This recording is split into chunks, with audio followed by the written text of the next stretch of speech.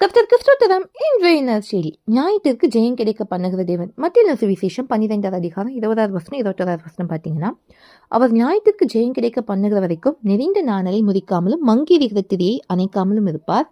அவர்களின் நாமத்தின் மேல் புறஜாதியார் நம்பிக்கையாக இருப்பார்கள் என்பதே. கர்த்தராகிய இயேசு கிறிஸ்து ஞாயிற்றுக்கு ஜெயம் கிடைக்க பண்ணுற வரைக்கும் அவர் நெறிந்த நாளில் முதிக்கவும் மாட்டாரா, மங்கி இருக்கிற திரியை அணைக்கவும் மாட்டாரா. அதாவது சில விஷயங்கள் இங்கே கிடைக்கவே கிடைக்காது, நம்ம தோற்று போயிட்டோம், முடியாத ஒரு சூழ்நிலையே இருக்குன்னு நீங்கள் நினைக்கலாம். ஆனால் ஏசப்பா என்ன பண்ணுவாங்களா, ஞாயிற்றுக்கு நிச்சயமாக ஜெயம் கிடைக்க பண்ணுவாங்களா. இன்றைக்கி உங்கள் வாழ்க்கையில் என்ன விஷயத்தில் தோற்று போயிருக்கீங்க, நான் உண்மையாக தான் இருந்தேன் ஆனால் என்னை தவறாக சொல்கிறாங்க அப்படின்னு சில காரியங்கள் இருக்கா. கர்த்தர் இன்னைக்கு உங்களுக்காக வழக்காடி உங்கள் காரியங்களை ஜெயமாய் முடிய பண்ணுவார். உங்களை தோற்று போக விட மாட்டார்.